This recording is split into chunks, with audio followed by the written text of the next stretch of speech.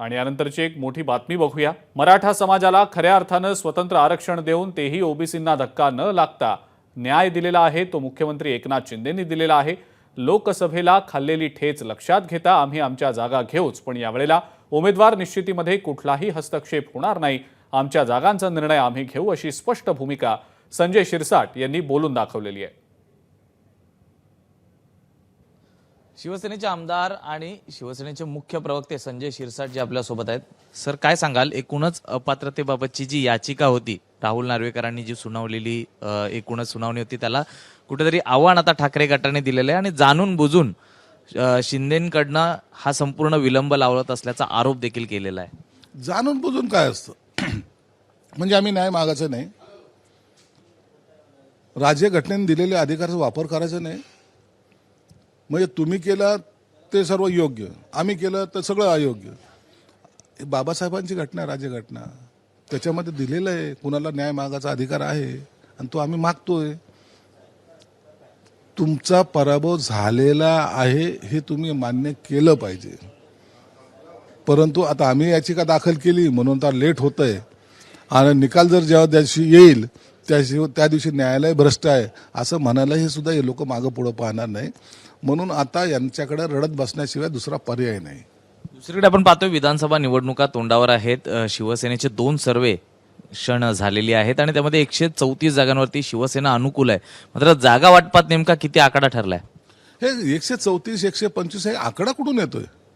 मला वाटतं सर्वे झालेला आहे, त्याच्याबद्दलचा निश्चित आम्ही सर्वे केलेला आहे, आम्ही तो सगळा डाटा आमच्याकडे आहे आणि याच्यावर आणखीन आमची बैठक व्हायची आणि त्या बैठकीमध्ये किती जागा पॉझिटिव्ह आहेत किती निगेटिव्ह आहेत त्याच्यावर चर्चा व्हायची आणि चर्चा झाल्यानंतर मग आपली मागणी काय असली पाहिजे हे जी कोर कमिटी ती शिंदे साहेबाला सांगेल आणि शिंदे साहेब त्या युतीच्या बैठकीमध्ये यावर निर्णय घेतील। जे लोकसभेला झालं तेच विधानसभेला आम्हाला पाहायला मिळणार का? ज्या पद्धतीने शिवसेनेच्या काही जागा कापण्यात आला, तिथे हस्तक्षेप करण्यात आला भाजपकडनं, यावेळी देखील तीच परिस्थिती राहणार की शिवसेना यावेळी तरी ठणकावून सांगेल की बाबा आमचे निर्णय आम्ही घेऊ म्हणून?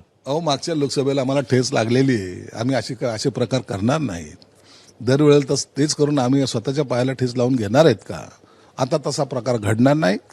ज्या त्या पक्षाचा निर्णय जो तो नेता घेईल आणि ज्या ठिकाणी अडचणीचा भाग असेल त्यामध्ये सामूहिक निर्णय हे तिन्ही नेते मिळून घेतील, परंतु आता ना उशीर होणार आहे ना सर्वेचा कुठे कारण दाखवलं जाणार आहे, फक्त जिंकायच्या कशा या ईर्षेने हे तिन्ही नेते लवकरात लवकर निर्णय घेतील ही अपेक्षा सगळ्यांची आहे आणि आमची पण आहे। कधीपर्यंत साधारण हा निर्णय होऊ शकतो? कारण मनसे देखील आता या विधानसभेच्या रणधुमाळीत उतरल्याचं पाहायला मिळतंय। 2 उमेदवार ऑलरेडी जाहीर झालेले आहेत।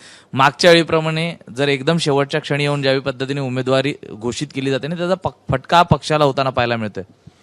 30 ऑगस्टपर्यंत काही निर्णय होतील अशी शक्यता आहे, कारण की 15 ऑगस्टच्या नंतर या नेत्यांच्या युती संदर्भामध्ये बैठका सुरू होतील आणि ह्या बैठका कशा काय लॉंग चालणार नाहीत, तर 2-3 बैठकीमध्ये निर्णय होण्याची शक्यता आहे। पण 30 ऑगस्टच्या आसपास राष्ट्रवादी असेल, भाजप असेल किंवा शिवसेना असेल यातील काही उमेदवार हे एक तर त्यांची यादी घोषित केली जाईल किंवा त्यांना गोएड दिलं जाईल, तुम्ही म्हणजे लढा, नावं जाहीर जर करता आली नाही तरी त्यांना सांगण्यात येईल। म्हणून आता हे निवडणुकीचं जे काही टाइम पिरियड ज्याला म्हणतात तो सर्वात जास्त उमेदवाराला दिला जाईल। मनसे यावेळी विधानसभा लढवू इच्छित आहे, 250 जागांहून अधिक जागा ते लढवणार आहेत। राज ठाकरे स्वतः मराठवाड्याचा दौरा करताना पाहायला मिळत आहेत। कसं पाहता एकूणच मनसे फॅक्टर किती यशस्वी ठरू शकतो आणि तुम्हाला काही फायदा होईल का त्याचा? मनसे हा स्वतः पक्ष अस्तित्वात आलेला पक्ष आहे, गेली 19 वर्षापासून तो लढतोय आणि त्यांच्या कार्यकर्त्याला सुद्धा असं कुठेतरी वाटतं की आपण निवडणूक लढवणार आहोत की नाही, म्हणून त्यासाठी राजसाहेबांनी घेतलेला निर्णय हा त्यांच्या पक्षाच्या हिताच्या दृष्टीने घेतलेला आहे।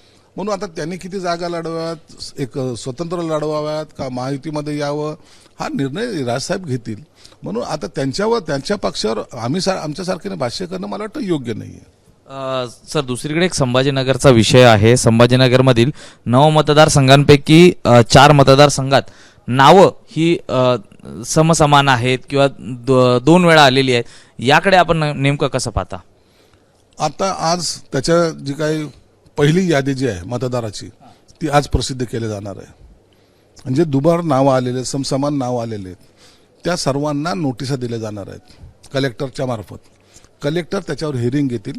कलेक्टर हा निवडणुकाचा आरो असतो, म्हणून ते त्यांच्यासमोर हिअरिंग घेतील आणि जर त्याच्यामध्ये कोणतं नाव ठेवायचं हे मतदाराला विचारण्यात येईल आणि बाकीचे नाव हे लवकरात लवकर कमी केले जातील. म्हणून काही ठिकाणी बोगस नावाचे जे काही प्रकार घडलेले आहेत ते आता काही 4-8 दिवसामध्ये त्याच्यावर हिअरिंग होऊन ते सर्व मायनस केले जातील. दुसरीकडे आपण पाहतो विधानसभेमध्ये सर्वच पक्ष जोरने प्रयत्न करताना पाहायला मिळत आहेत. आज उद्धव ठाकरे हे देखील दिल्लीला गेलेले आहेत. विविध पक्षातील नेत्यांशी ते मोठ बांधताना पाहायला मिळतील. त्याकडे आपण कसं पाहता? दिल्लीला ते सहकुटुंब सहपरिवार गेलेले आहेत. शिवसेनेच्या इतिहासामध्ये पहिल्यांदा असं घडतंय की अख्खं कुटुंब हे दिल्ली शिवाराच्या चरणी गेलेलं आहे. कधी घडलं नाही. हे संजय राऊत देखील म्हणायचे की शिंदे वारंवार दिल्लीला जातात, दिल्लीचे पायपुसणी झालेले आहेत. आता हा तिथे जेव्हा हे बसतील ना सर्व जेवायला, हा संजय राऊत तिथं वाढायला राहणार आहे. ते एका डायनिंग टेबलवर बसतील ना. आता काही जरी असले तर एक संस्कृती असते ना, सोन्याच्या घरी जेवायला जायचं, मग हा वाढायला राहणार आहे. लोणचं कुणाला कमी पडतंय, मिरची कुणाला टाकायची, तेल कुठं ओतायचं, हे सर्व कामं, रसगुल्ला कोणाच्या तोंडात घालायचा, हे कामं तर संजय राऊत करणार आहे. स्वाभिमान गहाण टाकणारे ही अवलाद आहे. म्हणून अशा याच्यामुळं पक्षाची लागलेली ही वाट आहे. महाराष्ट्र पाहतोय ज्या आविर्भावात जे सांगतात ना, दिल्ली शिवार इथं येऊन पाणी भरत होते, आता हे दिल्ली शिवारच्या घरी जाऊन पाणी बी पण पितील आणि तिथं जेवणही करतील. म्हणून आता बलस्थान बदललेली आहेत. जे शिवसेना प्रमुखाच्या छायेमध्ये जे वाढलेत आमच्यासारखे, ते आजही स्वाभिमानी इथं आहेत. आणि हे काही जे सत्तेसाठी लागतात, फक्त सत्ता पाहिजे हो आम्हाला, मग कुणाशीही कॉम्प्रोमाइज करायला तयार आहेत. उद्या एमआयएमच्या त्या माणसाकडे सुद्धा हे जायला कमी करणार नाहीत. म्हणून आता नो हिंदुत्ववाद, नो जातीवाद, आता फक्त एकच ध्येय, सत्ता हवी, कुछ भी करो, आमच्या कटोऱ्यामध्ये थोडंसं टाका, ही याचना करायला हे सगळं दिल्लीला गेलेत. काल बोलताना प्रकाश आंबेडकरांनी एक महत्वाचं वक्तव्य केलं की खरी शिवसेना ही शिवसैनिकांना शिंदेची वाटू लागलेली आहे. यावरनं देखील टीका टिप्पणी ठाकरे गटाकडनं होताना पाहायला मिळते. तर आप जी आतापर्यंत महाविकास आघाडीत होती, त्यांनी मुंबईमध्ये स्वबळाचा नारा दिलेला आहे. याकडे आपण कसं पाहता? महाविकास आघाडीत खरंच बिघाडी झाली आहे का? महाविकास आघाडीमध्ये फक्त आमची आघाडी होते, आम्ही एकत्रितपणे लढणार, ह्या ज्या घोषणा आहेत ना, हे उबाटा गटाकडूनच होत आहेत. राष्ट्रवादी सुद्धा सांभाळून, ते शरद पवारची सांभाळून बोलते. काँग्रेस यांच्या दरवाजात आतापर्यंत गेलेली नाही. आता हे त्यांचे दरवाजा खटखटवत आहेत, परंतु ते उघडत नाहीत. म्हणून ते स्थानिक नेते ऐकत नाही, म्हणून आज हे दिल्लीला गेलेत. हे खरं कारण आहे. आणि म्हणून आता आप बाजूला झालंय. यांची आघाडी राहीलच असं काही नाही, हे टिकेलच असं काही नाही. म्हणून आता येणारी विधानसभेची निवडणूक कशी लढायची हा प्रसंग, त्यांच्यावर बाका प्रसंग निश्चित आलेला आहे. आणि त्याची जुळवाजुळव करण्यासाठी सिल्वर ओक, कधी दिल्ली शिवार, आता या वाऱ्या वाढत जाणार आहेत. म्हणून आता याच्याकडे वेट अँड वॉचच्या भूमिकेत आपण राहिलं पाहिजे. पुढं आगे आगे देखो होता है क्या.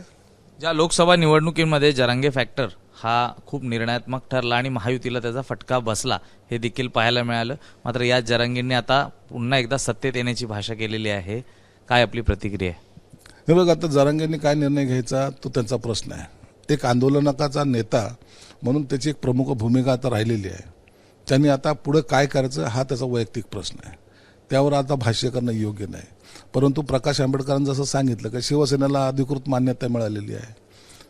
आता याची सुद्धा पोटचूळ काही लोकांना उठतोय.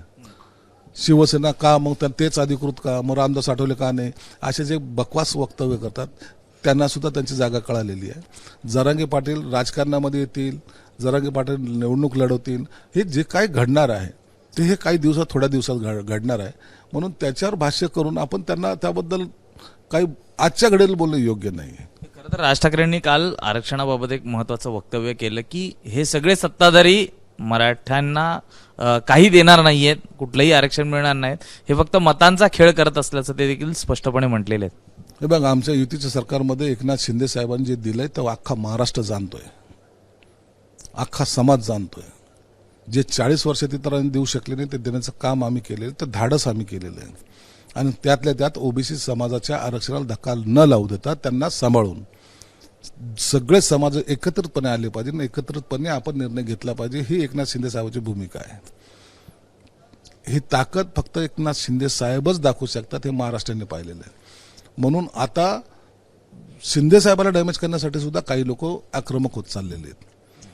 परंतु सर्वसामान्य माणूस शिंदे साहेबाबरोबर आहे, तो राहील आणि येणारी सत्ता सुद्धा शिंदे साहेबांच्या नेतृत्वामध्येच महाराष्ट्रात येणार आहे. म्हणजे येणारी निवडणूक याचं नेतृत्व मुख्यमंत्री एकनाथ शिंदे करतील, पण पुढचा मुख्यमंत्री पण एकनाथ शिंदेच असणार का? नेतृत्व करतील, निर्णय अखेरला निवडणूक झाल्यानंतर घेणार आहे. म्हणून त्याच्यावर भाष्य करणे योग्य नाही. कोण मुख्यमंत्री होईल ते त्यांच्या वरिष्ठ नेते ठरवतील, परंतु निवडणूक ही एकनाथ शिंदेच्या नेतृत्वामध्ये लढल्या जाईल एवढं मात्र निश्चित आहे. धन्यवाद सर आमच्याशी बातचीत केल्याबद्दल. व्हिडिओ जर्नलिस्ट अजित कदमसह मी सूरज सावंत, एबीपी माझा, मुंबई. एबीपी माझा, उघडा डोळे बघा नीट.